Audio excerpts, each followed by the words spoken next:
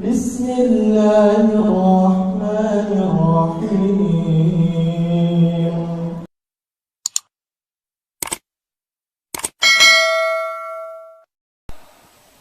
Bismillahirrahmanirrahim. Assalamualaikum warahmatullahi wabarakatuh. Alhamdulillahi rabbil alamin. Wassalatu wassalamu ala ashrafil anbiya'i wal mursalin Sayyidina wa maulana Muhammadin wa ala alihi wa sahbihi wa man da'a bida'watihi wa istanna bi sunnatihi ila yaumi liqa'i rabbih wa ba'du. Syekhuna wa habibuna wa sahibuna Sayyidi al-Habib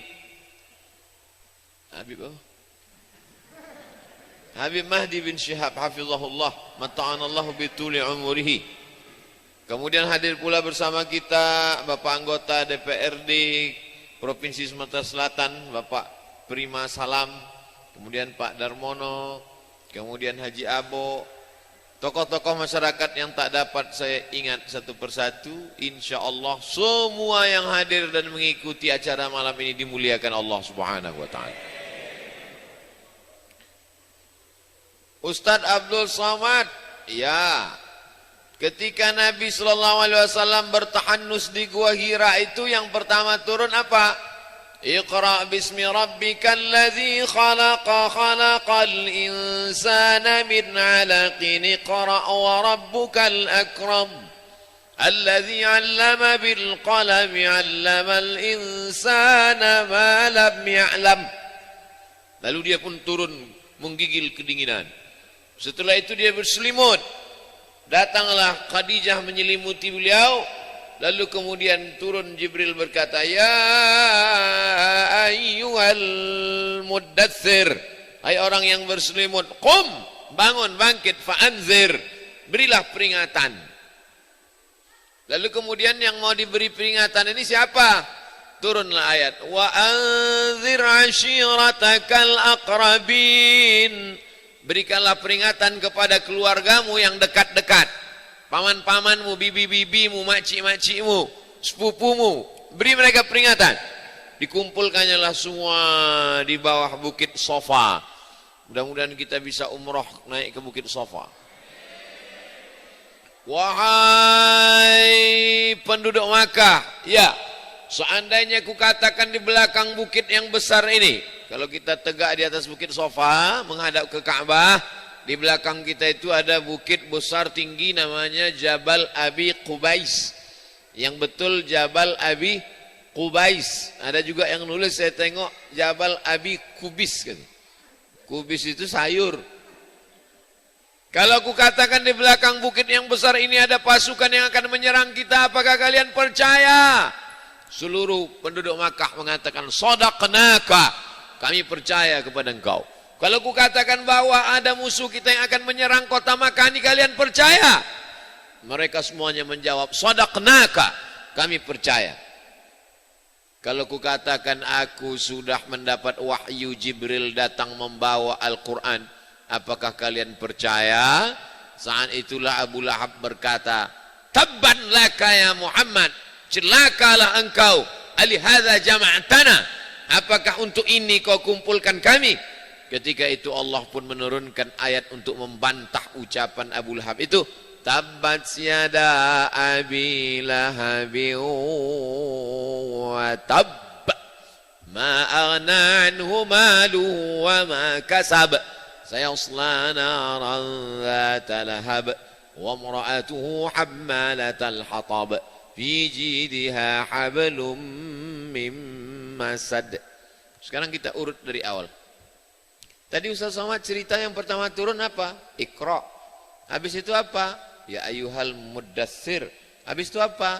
Wa anzir ashiratakal aqrabin. Habis itu apa? Tabbat yada abi lahab. Dibawanya Quran.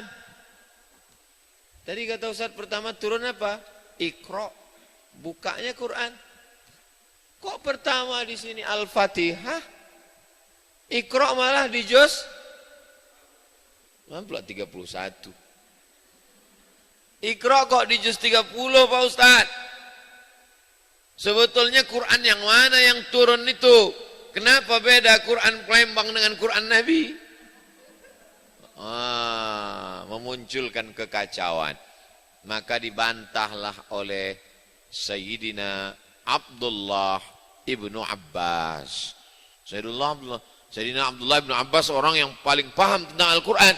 Karena Nabi mendoakan dia, Allahumma faqihhu fid din.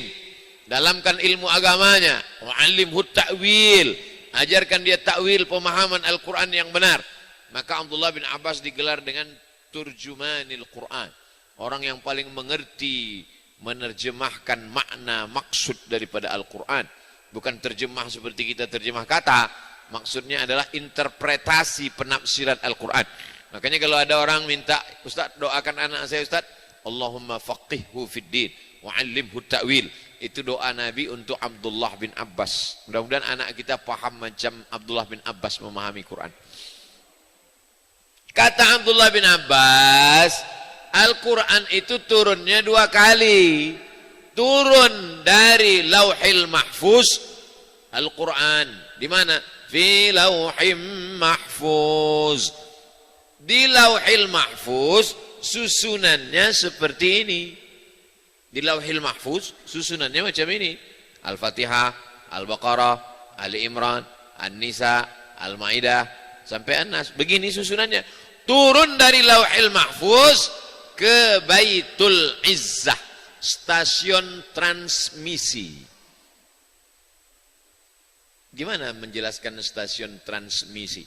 Televisinya di Jakarta, TV-nya di rumah kita. Itu tidak langsung dari Jakarta ke rumah kita. Ada tiang, namanya tiang transmisi yang mentransfer. Jadi Al-Quran di Lauhil Mahfuz itu susunannya macam ini. Turun dari Lauhil Mahfuz ke stasiun transmisi namanya Baitul Izzah. Letaknya di mana? As-sama'ud dunya. Sama dunia. Sama langit, dunia. Apa yang dimaksud dengan langit dunia itu? Langit kalau ditengok dari dunia nampak. Itulah dia langit dunia. Maka disebut dengan langit dunia, langit yang bisa ditengok dari dunia. Memangnya ada langit yang tak bisa ditengok dari dunia? Ada. Pernah rupanya mata kita melihat planet Merkurius, Neptunus, Pluto, Mars. Mana nengok? Berarti ada di sana yang tak bisa ditengok oleh mata kita. Maka ada stasiun namanya Baitul Izzah, sama dunia. Dari stasiun ini turun ke Nabi Muhammad SAW 22 tahun, 2 bulan, 22 hari yang susunannya sesuai dengan keadaan situasi dan kondisi. Itulah yang turun Iqra dulu. Habis turun Iqra baru turun wa anzir ashiratakal aqrabin.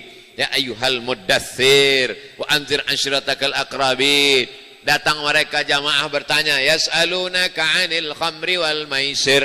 Mereka bertanya kepadamu tentang khamar dan judi. Turun ayat tentang khamar dan judi. Yas'alunaka 'anil ahillah. Mereka bertanya kepadamu tentang anak bulan sabit.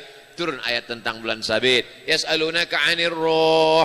Mereka bertanya kepadamu tentang roh.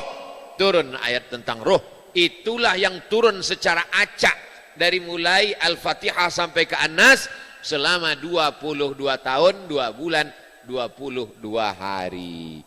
Bagaimana bisa dipahami tentang proses turunnya Al-Quran? Dari Lauhil Mahfuz, letaknya di Lauhil Mahfuz susunannya seperti ini. Berhenti di stasiun transmisi namanya Baitul Izzah masih seperti ini. Turun kepada Nabi Muhammad SAW, itulah turunnya berdasarkan situasi, kondisi dan keadaan, menjawab pertanyaan, membantah perbuatan orang kafir musyrik. Selama 22 tahun, 2 bulan, 22 hari, Nabi Muhammad SAW meninggal, Al-Quran sudah dihafal oleh para sahabat seperti susunan yang ada di Lauhil Mahfuz, bukan menurut susunan, menurut urutan turunnya. Tapi Al-Quran itu susunannya menurut susunan yang ada di Lauhil Mahfuz. Kenapa? Karena Nabi menghafalkan Al-Quran itu kepada sahabat, sahabat menghafalkannya kepada tabi'in, tabi'in menghafalkannya kepada tabi'in, sampailah kepada guru-guru kita Akhirnya Quran yang kita terima sekarang itulah dia Al-Fatihah, Al-Baqarah, Ali Imran, An-Nisa, Al-Maidah sampailah kepada An-Nas. Bisa difahami? Sudah 2 ulang. Bisa tak juga faham berarti terlalu banyak kapal selam yang masuk tadi. Nah, ini pelajaran pertama. Al-Quran mukjizat dari cara turunnya. Al-Quran itu mukjizat. Mukjizat mana? Yang pertama, dari proses cara turunnya saja mukjizat. Bisa pula Al-Quran yang turun selama 22 tahun, 2 bulan, 22 hari dengan momentum yang berbeda di banyak tempat. Tiba-tiba sebelum Nabi meninggal bisa tersusun rapi seperti ini. Siapa yang menyusunnya itu? Kalau bukan Allah Subhanahu wa ta'ala. Dibacakan Jibril kepada Nabi Muhammad, Nabi Muhammad membacakan kepada sahabat, sahabat membacakan kepada tabi'in, tabi'in membacakan ke tabi'in, sampailah ke guru mengaji kita, sampailah kepada para penghafal Quran yang ada di kota Palembang, Sumatera Selatan, Sumatera, Republik Indonesia, dunia, sampai hari kiamat. Pertama pelajaran, mukjizat Al-Quran dari cara turunnya. Sekarang masuk ke pembahasan yang kedua. Mukjizat Al-Quran dari cara pengumpulannya. Ustaz tausiah ini berapa lama? Ya, ini kan nama acaranya Nuzul Quran bersama Habib Mahdi, dihadiri Abdul Somad. Nah, tentu Abdul Somad tidak terlalu lama karena ini acaranya acara Habib Mahdi. Habib Mahdi tak ada minta saya tausiah. Cuma Habib Mahdi tadi nanya, setuju enggak Ustaz Abdul Somad ngasih beberapa kata sambutan? Setuju kata jamaah. Nah, inilah maka saya bicara. Nabi Muhammad SAW itu tidak bisa membaca. Yang mengatakan demikian bukan pakar, tapi Allah Ta'ala. Huwallazi ba'asa fil ummina rasulah. Dia yang mengirim kepada orang yang buta huruf itu seorang rasul. Minhum. Rasulan minhum. Dia juga buta huruf. Tak bisa menulis dan membaca. Jadi nanti kalau ada orang membantah Nabi Muhammad itu bisa menulis dan membaca, berarti orang ini membantah Al-Quran. Walladzi ba'atsa fil ummina rasulan minhum.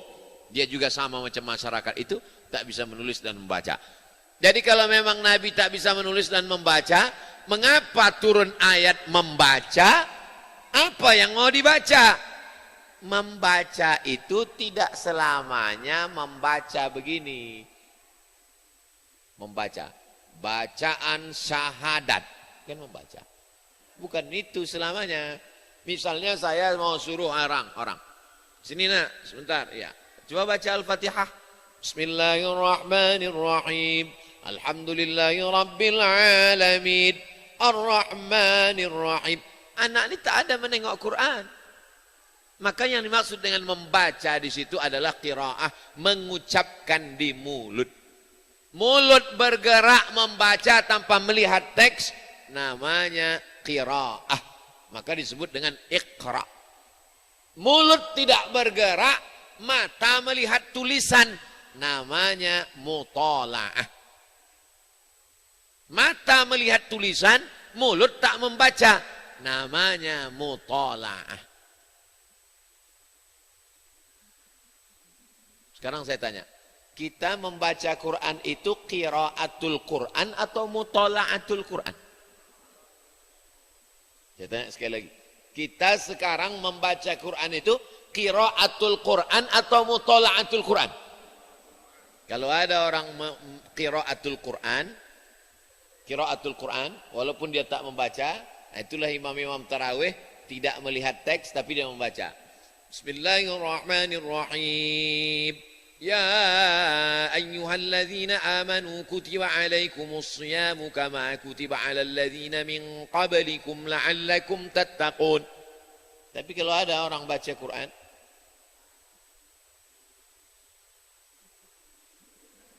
Dah 2 juz. Itu namanya bukan qiraatul Quran, itu mutala'atul Quran. Salat itu qiraat, al-qiraah atau mutala'ah? Salat itu qiraah. Karena mulut bergerak. Salat zuhur.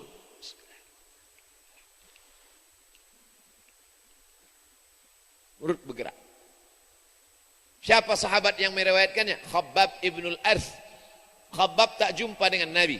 Khabbab berjumpa dengan Nabi, menengok Nabi, solat dengan Nabi, solat di Masjid Nabawi, ditengoknya Nabi solat. Sedangkan tabi'in tak jumpa dengan Nabi. Tabi'in bertanya kepada Khabbab, ya Khabbab, ya, kau pernah solat sama Nabi? Pernah, kata Khabbab. Nabi itu kalau solat mulutnya bergerak apa tidak bergerak? Kata Khabbab, Nabi itu kalau solat mulutnya bergerak. Dari mana kau tahu? Bittirabil hiyati, ku tengok jenggotnya bergerak. Qiraah, bukan mutala'ah. Begitu Syekh Hasan As-Saqaf dalam kitab Sifat Salat Nabi.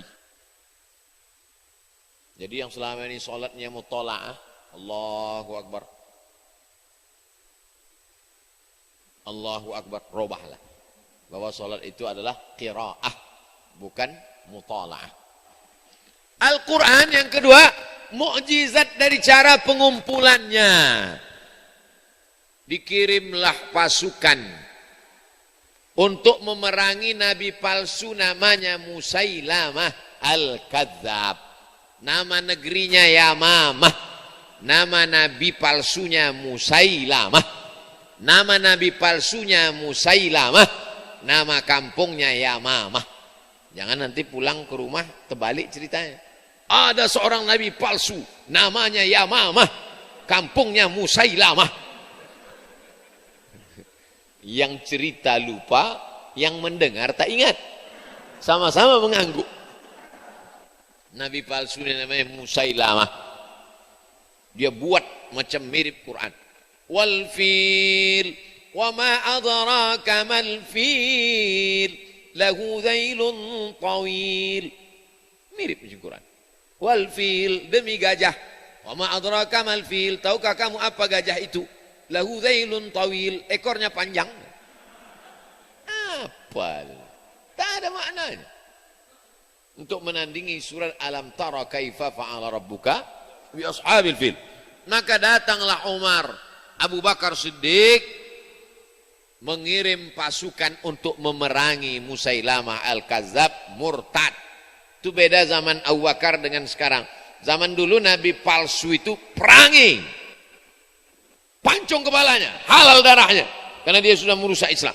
Zaman sekarang kalau ada nabi palsu, disediakan pengacara gratis, mengundang laknat Allah SWT. Alhamdulillah beberapa waktu yang lalu sudah mati satu, dicabut malaikat maut nyawanya, dan sekarang sudah berada di neraka jahanam.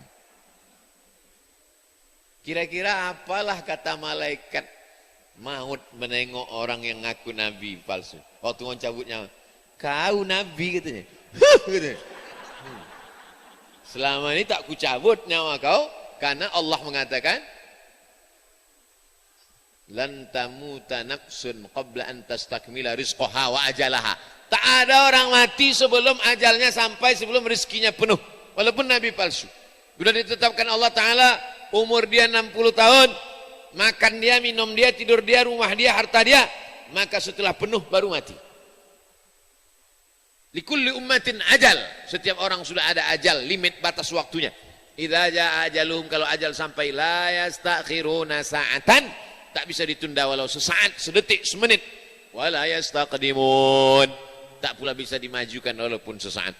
Kalau sudah sampai masanya, mati. Itulah kata malaikat maut. Aku kalau kuturutkan marahku dah lama kau mati, kata malaikat maut. Tapi menengok jadwal belum sampai, nah sekarang barulah kau rasakan. Mati juga akhirnya, nabi palsu mati. Lalu kemudian datanglah pasukan Abu Bakar menyerang Musailamah Al-Kadzab. Rupanya Musailamah ini punya pasukan, punya tentara-tentara, pengawal-pengawal. Akhirnya berperanglah pasukan umat Islam. Meninggal 70 penghafal Quran. Ini membuktikan tentara-tentara Abu Bakar itu hafal Quran. Anak ibu udah masuk SMP tahfiz. Oh enggak ah. Kenapa? Saya tak mau anak saya SMP tahfiz. Nanti masa depannya suram. Ini tak baca sejarah. Jadi kalau anak kita sekarang SMP tahfiz, nanti dia masuk angkatan darat, angkatan laut, angkatan udara, polisi, dia akan menjadi tentara penghafal Quran. Dia akan membela agama Allah. Kalau dilecehkan agama Allah, tak ragu dia membela agama Allah. Itulah maka anak-anak kita ini masukkan ke sekolah tahfiz Quran.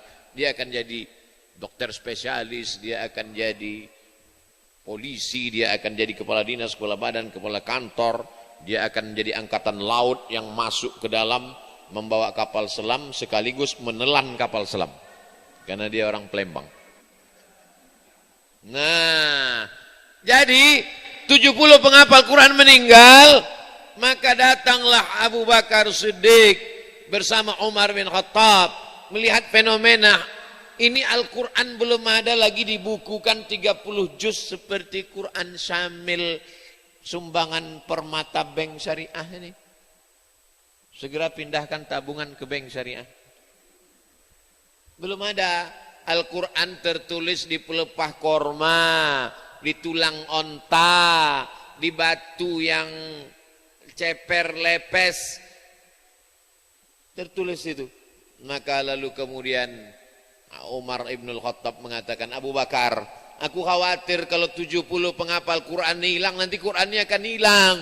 Gimana ini Abu Bakar? Kata Abu Bakar, aku tidak berani membukukan Quran. Kenapa? Karena Nabi tak pernah menyuruh. Nabi tak ada membuat. Kalau tak disuruh dan tak dibuat Nabi bid'ah. Berarti membuat Quran ini adalah bid'ah. Ini Quran bid'ah ini. Berapa kali bid'ah ini? Membukukan Quran, membuat ukir-ukirannya, menulis lagi. Bank syariah. Ini Quran bid'ah, kok bisa masuk ke masjid? Itulah hebatnya Imam Syafi'i. Kalau tak ada pembagian bid'ah menurut Imam Syafi'i, semua bid'ah dalalah.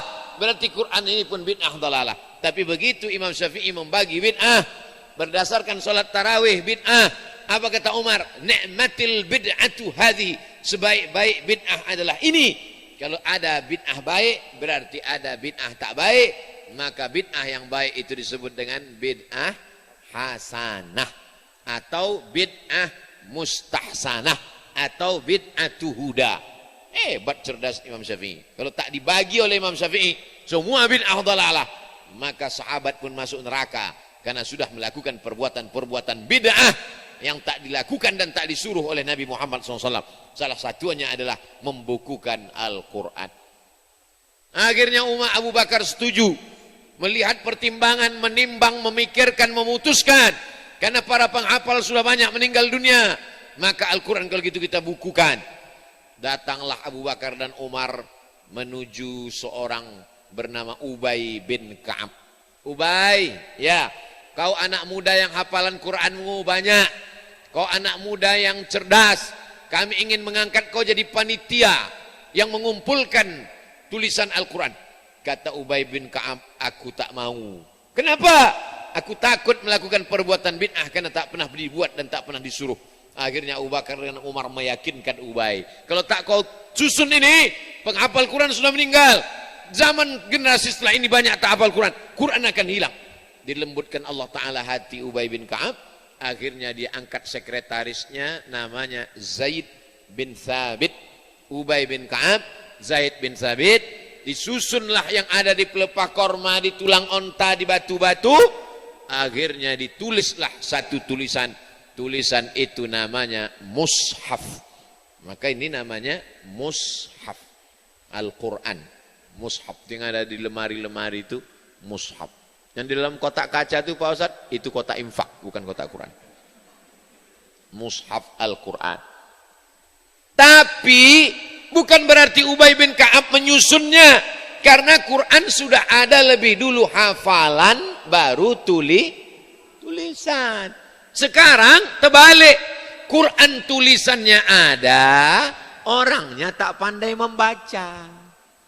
Kalau dulu tak begitu, Qurannya sudah ada duluan, baru tulisannya datang belakangan. Apa bahayanya kalau tulisannya duluan baru Qur'annya ada? Ada orang baru masuk Islam, belum ada Quran di kepalanya. Dia beli Quran, habis itu dia buka. Setelah dia buka, dia baru Iqra 1. Nah, disuruh baca, coba baca, dibacanya alama. Kan alama tulisannya. Alama. Kenapa? Karena lebih dulu tulisan baru bacaan. Kalau Nabi dengan sahabat bukan begitu. Lebih dulu bacaannya ada, baru tulisan. Maka kalau lebih dulu tulisan, kacau membaca alama. Tapi kalau dulu bacaan, dia udah tahu cara bacanya. Alif Lam Mim. Karena Al-Quran itu bukan tulisan yang turun. Jadi jangan bayangkan nuzul Quran, malam nuzul Quran. Pas malam tuh turunlah Quran itu. Oh, dari langit turun. Al-Quran itu turun dari Jibril ke Nabi Muhammad SAW. Suara. La tuharrik bihi lisanaka lita'jala bih. Ketika aku membacakan Quran dengan suara kepadamu ya Muhammad SAW, jangan sampai kau ikut membacanya cepat-cepat. Waktu Jibril membacakan, Nabi Muhammad mengikuti bacaan itu cepat, takut lupa. Inna alaina jam'ahu wa qur'anah. Kami yang mengumpulkannya, kami yang membacakannya. Summa inna alaina bayanah. Kami yang akan menjelaskannya. Al-Quran mukjizat cara pengumpulannya. Akhirnya dikumpulkanlah dari yang ada ditulis. Kenapa tidak di kertas Pak Ustadz? Karena yang punya kertas waktu itu baru peradaban tua Mesir. Ada pohon yang tumbuh di tepi sungai Nil, namanya pohon bardi. Dipotong, disusun melintang, disusun membujur, melintang, membujur, dipres pakai tanah liat, dijemur. Itulah kertas tertua di dunia, namanya kertas papirus.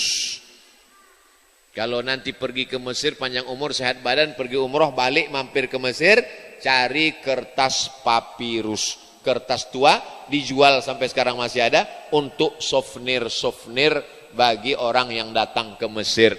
Peradaban tua di Mesir, orang Makkah tak ada kertas. Di Makkah menulisnya di pelepah korma, di tulang onta, di batu. Akhirnya ditulis, itulah jadi mushaf Al-Quran. Tapi belum ada titiknya, belum ada komanya, belum ada tanda bacanya. Quran waktu itu hanya sebagai sekunder, primernya bacaannya hafalan. Lebih dulu hafal baru tengok tulisan, sedangkan kita sekarang lebih dulu tengok tulisan baru hafal. Itulah beda orang dulu dengan orang sekarang. Pertama, mukjizat cara turunnya.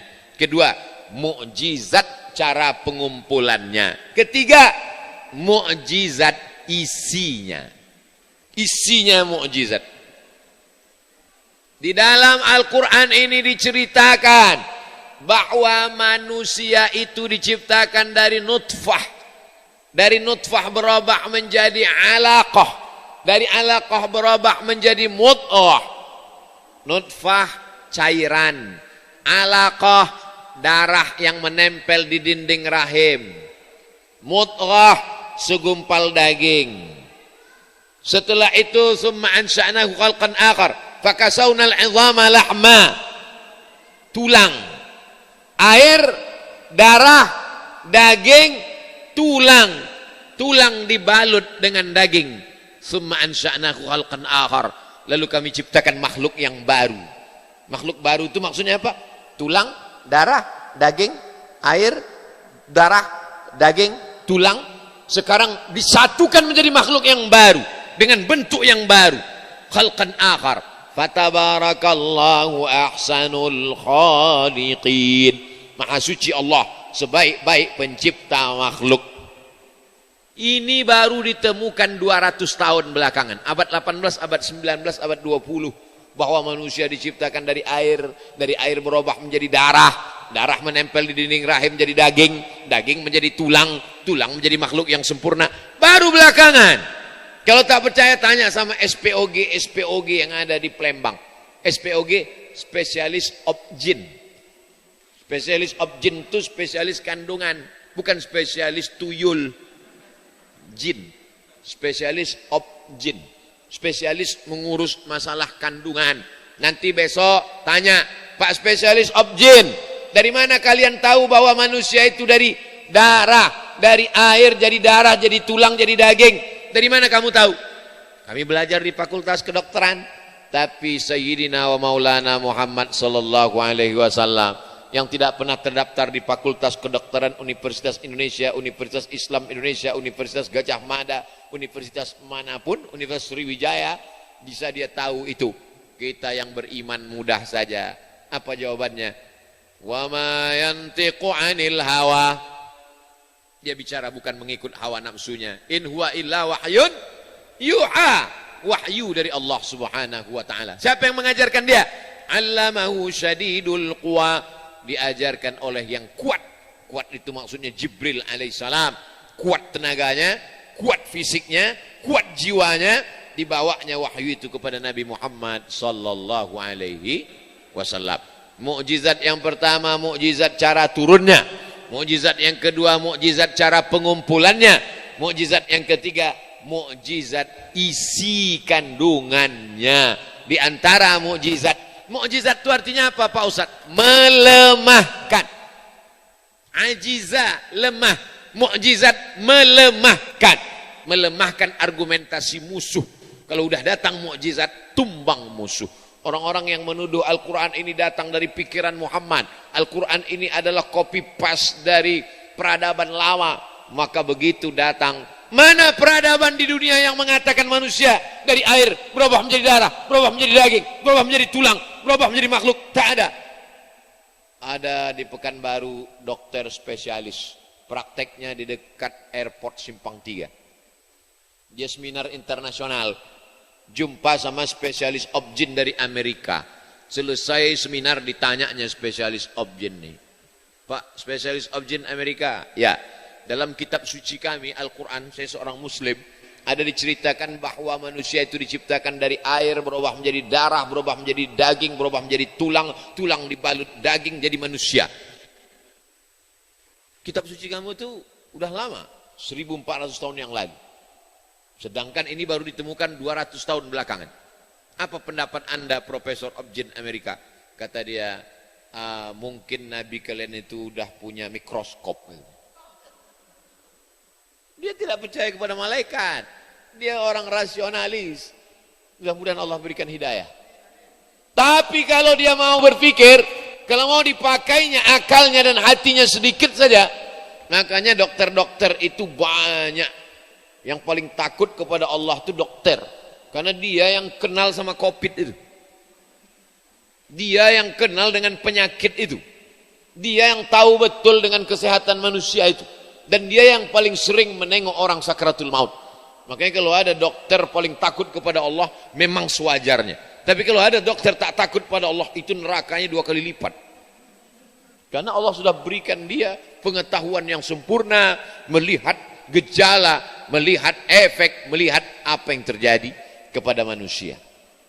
Lalu kemudian mukjizat ini macam-macam, ada bidang medis contohnya ini. Wa arsalna riyaha lawaqih.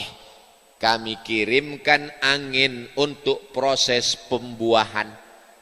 Arsalna riyah, kami kirimkan riyah, riyah artinya angin. Lawaqih, untuk membuahi bunga betina, dibuahi oleh bunga jantan melalui dikirimkan pengiriman angin. Ini pokok kurma, ini pokok kurma. Kurma ini ada kurma jantan, ada kurma betina. Makanya sekarang banyak prosesnya pengawinan kurma ini dibantu. Diambil bunga jantan, dipukulkan, disiramkan ke bunga betina. Karena tak ada angin kencang. Kalau di gurun pasir, di Makkah, di Madinah, angin kencang. Ditanam satu pohon kurma jantan, lalu kemudian berhembus angin, maka dibantu juga kadang, dibantu. Salah satu sebab hadis tentang antum a'lamu bi umuri dunyakum, itu adalah tentang proses pembuahan. Begitu juga dengan buah naga. Orang yang nanam buah naga, nanti malam jam sekian kembang di bunga jantan ditampung pakai piring, besok pagi disiramkan ke bunga betina. Al-Quran sudah bercerita tentang pembuahan proses perkawinan. Jadi dulu di Masjid Agung Pekanbaru, keliling itu ada pohon kurma sampai 20 batang, tapi tak ada yang berbuah. Lalu kemudian datanglah satu pakar kurma dari Thailand, namanya Mr. Kolak. Mr. Kolak, bukan kolak yang untuk buka puasa itu. Mr. Kolak ini pakar, 16 tahun dia meneliti kurma. Lalu dia tengok-tengok kurma, oh kurma kalian ini tak berbuah, sebabnya satu. Kenapa? Jantan semua. Kurma LGBT. Kata dia kurma jantan ini potong aja, ganti sama kurma betina, jantan cukup 1 batang, yang lain betina semua. Ambil nanti bunga yang jantan nih, proses pembuahan. Begitu ditanam, diikuti cakap dia, berbuah. Berikut ini panen perdana, pemotongan tandan kurma yang akan dipotong oleh Al-Mukarram Ustadz Abdul Somad. Wah, saya lah pemotongan pertama. Yang nanam orang, yang mupuk orang, yang saya bagian manen aja. Foto. Habis itu dilelang. Dilelang untuk membantu masjid. Artinya apa? Kalau diikuti proses yang disebutkan Al-Quran ini, maka terjadi. Jadi sebetulnya kalian anak-anak muda kuliah di Fakultas Pertanian IPB, Institut Pertanian Bogor, kalian bisa menjelaskan Al-Quran. Bahkan orang lebih percaya omongan kalian kalau menjelaskan mukjizat Al-Quran daripada Abdul Somad. Kalau saya yang menjelaskan tentang proses perkawinan bunga jantan bunga betina, kata jamaah, entah iya entah tidak, aku tak yakin Ustaz Somad. Dia kan belajar hadis, kok tiba-tiba sekarang dia tahu pula tentang perkawinan bunga jantan bunga betina pokok kayu, kata dia. Kalian anak muda yang di Fakultas Kedokteran, kalianlah yang bisa menjelaskan itu. Jadi anak muda jangan pernah takut untuk masuk ke Fakultas Pertanian, Fakultas Kedokteran, Fakultas Peternakan. Yang penting dia tetap berjiwa Al-Quran, dia menjelaskan Quran.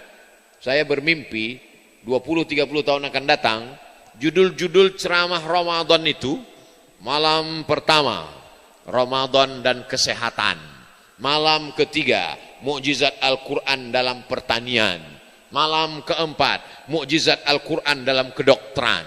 Sehingga yang ceramah dokter, pakar pertanian, pakar ekonomi, pakar bisnis. Sehingga tidak lagi di masjid itu mengkaji masalah khilafiyah yang tak selesai-selesai. Inna fi khalqis samawati, dalam penciptaan langit, wal ardi, penciptaan bumi, waqtilafil laili wan nahar, perputaran siang dan malam, la ayat, ini semua ayat-ayat. Inna fi khalqis samawati, dalam penciptaan langit. Berpikir tentang penciptaan langit, muncullah ilmu astronomi. Astronomi. Jangan anak muda mengkaji astrologi. Haram astrologi. Apa beda astronomi dengan astrologi? Mengkaji tentang masalah planet, berapa ketebalan ozon, mengapa sekarang dunia ini panas, global warming, ternyata lapisan ozon itu bocor. Ilmu mengkaji tentang tata surya disebut dengan astronomi, astronomik, scientific. Tapi kalau astrologi, bila bintang Anda Pisces, tak cocok nikah dengan Aquarius gitu. Tiba-tiba datanglah suami berkata kepada istrinya, Mama, setelah kubaca tadi ramalan astrologi, nampaknya tak sesuai bintang kau Pisces ikan, sedangkan aku ini kambing itu apa? Apa kambing? Saya mau ngetes saja, rupanya tak ada yang tahu.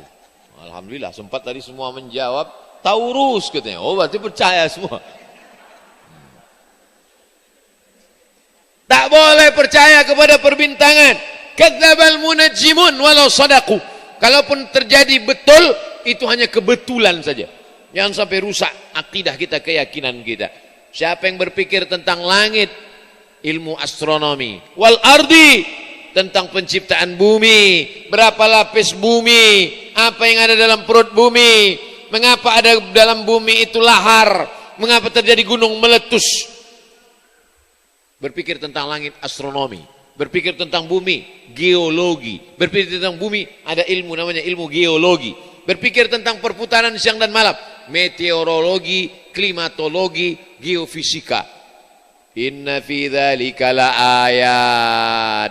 Itu semua adalah ayat-ayat. Ini ayat Al-Quran. Ini ayat yang tertulis. Ini ayat yang tersurat. Tapi ada ayat-ayat yang tersirat, yang tak tertulis. Itulah yang dikaji dalam ilmu mukjizat ilmiah namanya. Allah Subhanahu wa taala bercerita dengan wa banaina fawqakum sab'an shidada. Kami bangun di atas kamu ada 7 lapis. Fauqakum, di atas kamu, sab'an 7 lapis, shidada, bangunan yang kokoh dan kuat. Bangunan mana? Bangunan gedung. Ini masjid kan belakangan. Yang dimaksud dengan Allah bangun 7 lapis itu bangunan yang mana? Rupanya setelah diteliti 7 lapisan ozon. Kenapa kita bisa hidup tenang di Palembang ini? Karena tidak masuk batu-batu meteor itu ke dalam. Kalau sampai ada batu meteor yang lolos ke Palembang ini sebesar bola kasti, langsung jadi Danau Toba di sini. Habis mati kita. Semua meteor yang ada di sana, seliweran meteor itu batu-batu besar, begitu dia kena lapisan ozon, macam es batu dalam kuali. Kuali panas kan? Masukkan es batu, meleleh, mencair, habis. Jadi tengok orang komet bintang berekor. Nampak bintang berekor, berdoa pula. Apalah ini keyakinan? Keyakinan menyembah bintang-bintang makhluk sobiun. Maka bintang komet berekor itu meleleh dia. Meleleh, habis tak sampai. Ada beberapa batu yang sampai jatuh. Ada orang di Indonesia di mana jatuh di belakang rumahnya batu, dibawa, dijual sama orang Amerika, rupanya batu dari planet. Tahyanta tidak, wallahu a'lam shawab.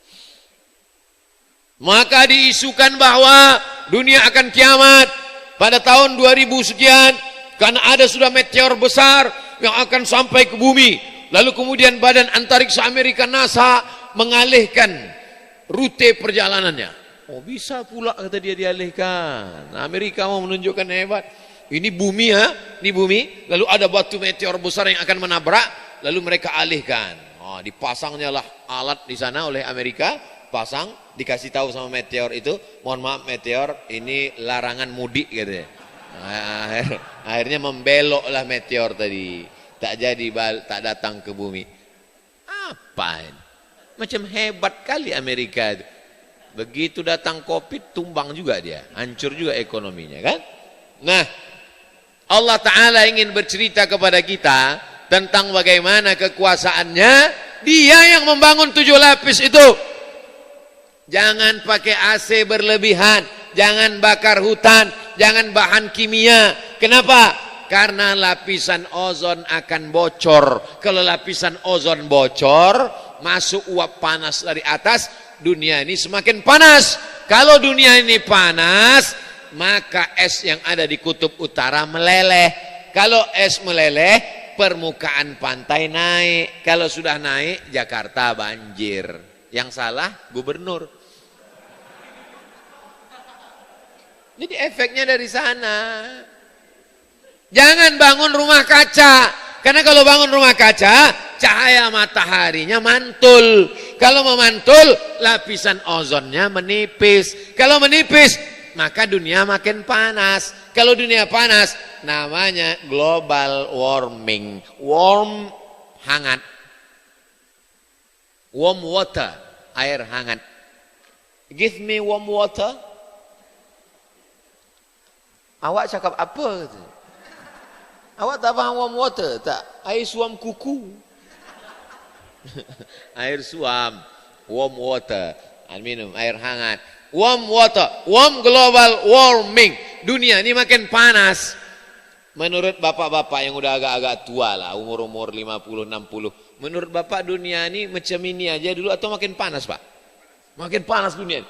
Itulah makanya baju orang sekarang makin pendek dan makin tipis. Karena dunia ini makin panas. Cobalah tanya mereka yang pakai baju-baju pendek. Kok kenapa baju pendek? Makin panas dunia ini Pak. Gitu dia. Sejak global warming. Apalagi sejak dekat Bapak baca-baca ayat kursi tadi. Aku agak terasa panas. Berarti kau hantu bilang. Berarti kau setan. Kepanasan kau dengar baca ayat kursi. Orang sekarang hanya bercerita tentang global warming, dunia ini panas karena bocor. Al-Quran, mukjizat Al-Quran sudah bercerita tentang hafal semuanya. Idza sama'u fatarat, ketika langit terbelah. Orang yang tak paham dia tengok langit, apanya yang terbelah? Ozonnya terbelah. Idza sama'u fatarat, langit terbelah. Kalau sudah langit terbelah, masuklah meteor-meteor ke dalam. Wa idzal kawakibu tatharat, planet bertabrakan. Ambil tasbih, gunting pakai pik. Bertabrakan butiran tasbih, begitulah planet Merkurius, Neptunus, Mars, Pluto bertabrakan. Besar planet itu Pak Ustadz. Kalau matahari sebesar bola basket, maka bumi sebesar kacang hijau. Besok ambil bola basket, ambil kacang hijau. Matahari sebesar bola basket, bumi sebesar kacang hijau. Lalu kita sebesar apa? Kalau ada tetangga bapak, jamaah bapak, kawan sekantor yang angkuh sombong minta ampun, besok bawakan dia bola basket sama kacang hijau. Matahari yang kau tengok besar tuh sebesar basket. Bumi yang kita huni ini sebesar kacang hijau. Lalu kau sebesar apa, bodoh? Bilang sama dia. Dia tak berpikir, macam katak dalam tempurung. Dia yang merasa dunia ini punya dia. Dia yang angkuh, yang sombong. Padahal dia tak ada apa-apanya. Dia hanya butiran debu di antara samudra kekuasaan Allah Subhanahu wa taala. Wa idzal kawakibun tatharat, planet bertabrakan. Wa idzal qubur bu'athirat, semua yang dikubur dibangkitkan. Idzas sama'u fatarat wa idzal kawakibu tatharat wa idzal bi'aru fujjirat wa idzal qubur bu'athirat alimat nafsum ma qaddamat wa akharat. Menangis Imam Masjidil Haram. Makmum di belakang pun ikut pula menangis. Selesai sholat, Imam Masjidil Haram menangis karena membayangkan lapisan ozon terbelah, planet bertabrakan, lautan naik ke darat namanya tsunami, mati, bangkit, hidup kembali. Menangis imam itu. Jamaah di belakang tuh menangis, duit habis membeli ceret kuning. Itulah pentingnya kita memahami apa bacaan imam. Idza sama'u fatarat wa idzal kawakibu tasarat wa idzal bi'aru fujjirat wa idzal qubur bu'athirat alimat nafsum ma qaddamat wa akharat. Ya ayyuhal insan, hai manusia yang angkuh dan sombong, ma gharraka bi rabbikal karim, apa yang membuat kau melupakan Allah? Afala yatadabbaruna al-Quran, mengapa mereka tidak memikirkan Al-Quran? Siapa yang bisa mengungkapkan tentang langit? Ilmu astronomi. Siapa yang bisa mengungkapkan mukjizat Al-Quran tentang perkawinan bunga jantan bunga betina? Anak fakultas pertanian. Siapa yang bisa mengungkapkan tentang manusia dari air, jadi darah, jadi daging, jadi tulang? Anak fakultas kedokteran, spesialis SPOG. Jadi Islam ini nanti akan diterima oleh orang Barat, oleh orang Amerika, oleh orang Eropa, bukan dengan pedang. Islam ini nanti akan mereka terima bukan dengan bom. Mereka menerima Islam dengan ilmu. Siapa yang menjelaskan itu nanti? Anak-anak muda dari Palembang. Ceramah mereka, judul ceramahnya Mukjizat Al-Quran tentang perkawinan bunga jantan bunga betina. Ditunjukkannya lah tentang tanaman dari Palembang yang berhasil, maka dibuktikannya lah mukjizat. Allah berjanji, sanurihim ayatina fil afaq, Kami akan tunjukkan tanda-tanda kebesaran kami di atas alam semesta. Wa fi anfusikum, di dalam dirimu pun ada tanda-tanda kebesaran Allah. Hatta yatabayyana lahum annahul haq, sampai jelas bagi mereka bahwa Al-Quran ini adalah hak, kebenaran. Al-Quran mukjizat cara turunnya, Al-Quran mukjizat cara pengumpulannya, Al-Quran mukjizat isinya. 4. Al-Quran mukjizat dari bahasa yang dipilih Allah Subhanahu wa taala. Kenapa Al-Quran berbahasa Arab? Karena Nabi orang Arab? Pendek aja jawabannya. Kenapa Al-Quran berbahasa Arab? Kenapa Al-Quran tak bahasa Melayu?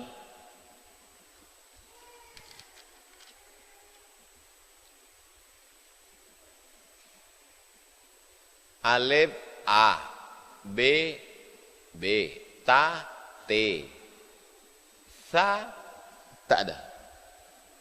Begitu sampai Sa, dibuatnya huruf S titik atas.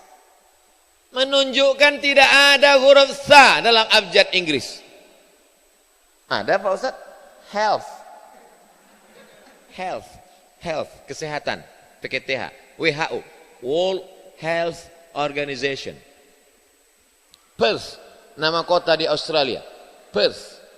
PKTH. Jim. J. H. H. Tapi dia tak bisa membedakan H besar sama H kecil. Dalam bahasa Indonesia ada H besar H kecil. Berapa hari kau di Ustadz Abdul Somad sudah berapa hari di sini? Mana ada? Ya, dia tak bisa membedakan H besar H kecil. Habis H, Kho. Ketika masuk Kho tak ada. Dia buat 2 di situ. KH. Sangka orang Kiai Haji. Dal. Ketika dal dimasukkannya ada. Dal, D. Oke. Tapi ketika masuk zal, tak ada. Za. Dibuatnya di sini Z titik atas. Tidak ada huruf itu, maka dibuat huruf baru. Ra, R. Zai, Z. Sin, S. Begitu masuk shin, mulai tambah 2. SY. SY. Gara-gara SY inilah orang banyak bertanya ke WA saya. Ustaz Somad, insya Allah itu SY apa SH? Kalau pakai transliterasi Indonesia, shin itu SY, maka penulisannya insya Allah. Tapi kalau pakai transliterasi Inggris, shin itu SH, maka insya Allah. Oh, bulat. Kau pakai SH apa SY? Aku pakai SH lah. Berarti kau keluar dari Indonesia.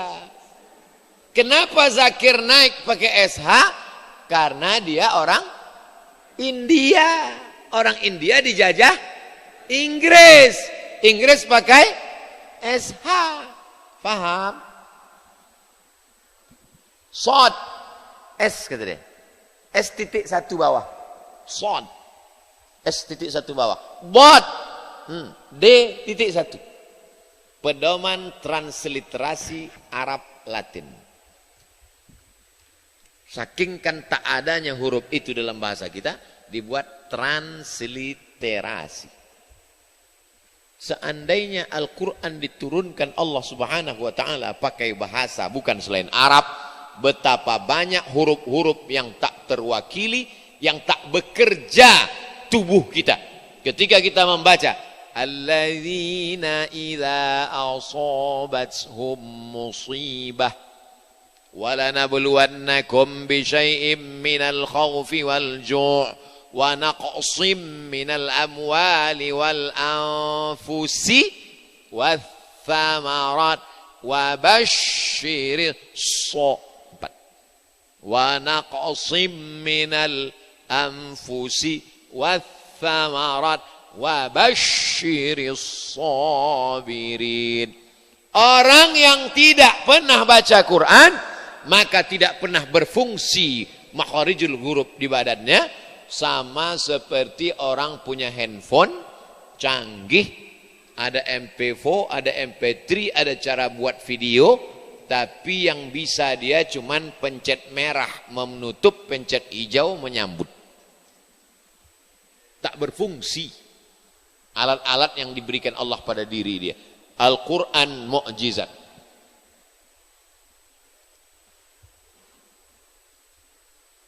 Ada vokal panjang. Vokal panjang. Qala. Kalau qala kata dia A kasih garis atas satu. Qila. I kasih garis atas satu. Yaqulu. U kasih garis atas satu. Itu tak ada dalam bahasa lain. Bahasa Inggris pun tak ada. What are you doing? Tak ada. Itu hanya ada dalam bahasa Arab. Mator. Mator. Tapi beda kalau ada vokal. Mator. Mator hujan. Mator airport. Makan dengan makan sama. Beda lah Pak Ustadz. Kalau panjang itu udah lapar kali. Itu lain. Begitulah Allah Subhanahu wa taala menurunkan. Jadi nanti kalau ada orang bertanya, kenapalah bahasa Arab yang dipilih Allah Subhanahu wa taala? Bahasa inilah yang paling lengkap makhrajul hurufnya. Cari dalam bahasa Perancis, bahasa Inggris, bahasa Itali, bahasa Spanyol, bahasa Jerman, bahasa Mandarin, huruf bod, huruf a, huruf po, huruf wa, huruf za, huruf tha. Kasih saya bahasa Indonesia yang pakai huruf tha. Saya suka sama situ. Tak ada huruf. Itu hurufnya. Sekarang perubahan katanya. Makan. Makan, makan cuan. Kalau menunjukkan sudah makan, sudah makan. Kalau belum makan, mau makan, sedang makan. Makannya tak berubah. Dalam bahasa Inggris berubah 4. Eat, eaten, eat it, eating. Eat, makan. Eating, sedang makan. He is eating. We are eating. You are eating. He is eating. I'm eating. Sedang makan. Eated, eaten. Hanya 4. Tapi dalam bahasa Arab, akala, akala, akalu, akalat, akalaka, atlan, akalta, akaltuma, akaltum, akalti, akaltuma, akaltuna, akaltu, akalna. Itu maka piringnya besar. Karena banyak perubahan katanya. Anehnya, saya sudah perhatikan beberapa bahasa kita di Nusantara. Mau bahasa Melayu, mau bahasa Jawa, mau bahasa Batak. Tidak berubah katanya. Makan, makan, belum makan, akan makan, sudah makan, mau makan. Pindah ke bahasa Jawa, makan, urung mangan, Arab mangan, wis mangan, sedang mangan. Tidak berat terjadi perubahan. Tapi dalam bahasa Arab ada fi'il madhi, past tense, ada fi'il mudhari, present and future. Ada yang mau akan datang, sa. Ada yang akan datang masih lama, saufa. Saufa ta'lamun. Summa kalla saufa ta'lamun. Taswif akan datang tapi masih lama, nanti pada hari kiamat. Itu hanya ada dalam bahasa Arab. Belum lagi balaghahnya, belum lagi mantik bayannya, belum lagi badi'nya. Maka luar biasa Allah memilih itu. Maka dulu di pondok pesantren banyak sekali pelajaran-pelajaran itu untuk memahami Al-Quran. Al-Quran mukjizat cara turunnya, Al-Quran mukjizat cara pengumpulannya, Al-Quran mukjizat isinya, Al-Quran mukjizat bahasa yang dipilih untuk membacakannya. Terakhir poin yang kelima, Al-Quran mukjizat cara menjaganya. Inna nahnu nazzalna dzikra wa inna lahu lahafizun. 5 taukid diberikan Allah Ta'ala. Inna nahnu nazzalna dzikra wa inna lahu lahafizun. 1 ayat 5 penekanan. Kami menjaganya. Uzbekistan, Kazakhstan, Kirgistan, Turkmenistan, Afghanistan. Tan itu artinya tanah. Afghanistan, tanah orang Afgan. Pakistan, tanah orang Pakistan. Kurdistan, tanah orang Kurdi. Palembangistan, tanah orang Palembang. Jadi suku punya tanah, maka disebut dengan suku Kurdi punya tanah, Kurdistan. Semua negara tan ini dijajah oleh Rusia, dijajah oleh Uni Soviet. Negara Soviet bersatu. Akhirnya tumbanglah Gorbachev. Gorbachev itu asli orang Rusia, bukan dari Jawa Barat. Karena ada juga yang bilang katanya aslinya Cecep Gorbachev. Gorbachev tumbang, digantikan Boris Yeltsin, kemudian diteruskan sekarang oleh Vladimir Putin, lalu kemudian negara-negara ini merdeka. Uzbekistan merdeka, Tajikistan merdeka, termasuklah negeri yang pegulat kebanggaan kita itu siapa? Habib. Habib itu dari? Pokoknya tan juga nih. Imam Bukhari itu dari Uzbekistan. Apa hubungannya dengan mukjizat Al-Quran? Ketika mereka dikuasai Rusia komunis, itu komunis, Uni Soviet mazhab yang dia pakai walaupun agama ortodok ada, tapi waktu itu dikuasai pemikiran Marxisme. Induk otak PKI itu dari Marxisme. Nama nabinya Karl Marx. Orang yang mengikuti Karl Marx namanya Marxisme. Dilanjutkan oleh Stalin. Lalu kemudian tumbang. Tidak boleh ada agama. Al-Quran dibakar. Ulama dibunuh. Dihancurkan. Tapi begitu negeri ini merdeka, ternyata banyak penghafal Quran. Bagaimana cara mereka menghafal Quran? Tunggu tengah malam jam 2, sesudah tentara-tentara komunis tidur, barulah guru membacakan Quran. Digali rumah, ini rumah, diangkat karpetnya, digali pakai pasir, itu digali pasirnya, dibuang, ditutup pakai kayu, di dalam itulah mereka membaca Quran. Tidak pakai lampu. Gurunya hafal, gurunya baca, muridnya ngikut. Bismillahirrahmanirrahim. Bismillahirrahmanirrahim. Amma yatasaalun. Amma yatasaalun. Anin naba'il azim. Anin naba'il azim. Diulang-ulang, akhirnya anak itu hafal Quran. Ketika tumbang Uni Soviet, keluar penghafal Quran dari lubang-lubang rumah ini. Maka diundanglah oleh pemerintah Saudi Arabia lembaga mukjizat Al-Quran. Presentasilah salah seorang pakar mukjizat Al-Quran tahun 1999 di Masjid Al-Hadiyul Islami Kairo. Saya hadir dan dia bercerita di situ. Penghafal Quran banyak di negeri bekas jajahan Uni Soviet. Allah mau menunjukkan, kalian tak mau baca Quran silakan, tapi aku ingin menjaga Quran ini di negeri yang dijajah Soviet komunis, bisa pula lahir para penghafal Al-Quran. Berapa banyak saudara kita yang fisiknya kurang, matanya rabun, tak bisa menengok, tapi hatinya terang benderang, bisa menghafal Al-Quran. Mukjizat cara Allah menjaganya. Andai semua Quran di kota Palembang ini terbakar, termasuk Quran ini terbakar, apakah hilang Al-Quran? Tidak. Kenapa? Masih banyak orang Palembang yang hafal Quran di rumah-rumah tahfiz Al-Quran. Tapi kalau kitab suci yang lain terbakar, apakah masih bisa dipertahankan? Saya tak tahu. Jawablah sendiri. Nanti saya jawab, saya bisa dipolisikan. Tapi kalau omongan saya ini dianggap salah, bawalah satu orang yang hafal kitab suci dari awal sampai akhir. Saya bawa satu orang yang hafal dari awal sampai akhir untuk membuktikan cakap saya bahwa Allah memberikan mukjizat bagaimana Allah cara menjaga Al-Quran. Dari mulai Sabang sampai Papua, hitung berapa para penghafal Quran. Jadi kalau kita mau mendapatkan kemuliaan Al-Quran, maka 5 ini. Apakah cuma 5 ini aja mukjizatnya Pak Ustadz? Banyak sekali. Tapi yang bisa saya jelaskan malam ini 5. Tadi saya mulai jam 9 kurang 15. Sekarang jam 10. Berarti saya sudah bicara 75 menit. Judul video malam ini 5 mukjizat Al-Quran. Bukan batasan, hanya sebagai sampel contoh saja. Mudah-mudahan kita termasuk orang yang memuliakan Al-Quran.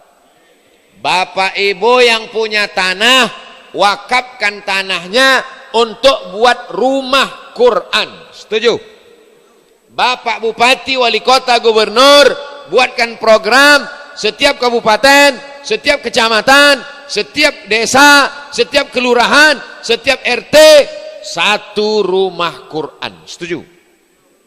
Pagi TK Quran, asar pengajian emak-emak wirid yasin Quran, malam dari maghrib ke isya maghrib mengaji. Kita balikkan lagi tradisi nenek moyang kita dulu, maghrib mengaji. Masih terbayang kita pejam mata sore-sore bawa kain sarung lari-lari bawa obor azan maghrib, sholat, habis itu balik mengaji ke surau, pulang ke rumah. Ngajinya tak dapat, hidung hitam, kena obor lampu. Masih terbayang kita dipukul pakai rotan mengaji, membawa beras untuk guru mengaji sama minyak lampu. Mana tradisi itu sekarang? Sudah dimatikan oleh gadget, sudah dirusak oleh warnet, sudah dihancurkan oleh Instagram, sudah dirusak oleh Facebook. Facebook tak salah, Instagram tak salah. Kita manfaatkan semuanya untuk share ilmu pengetahuan. Tapi kalau hanya melupakan kita dari Al-Quran, jangan. Yang punya anak, daftarkan ke TK Quran, SD Quran, SMP Quran, SMA Quran. Yang otaknya masih kuat, hafal Quran. Saya tak sanggup menghafal Pak Ustadz. Kok ada duit? Ada duit. Buat rumah Quran. Saya tak ada duit, menghafal pun tak kuat. Kasih semangat orang hafal Quran.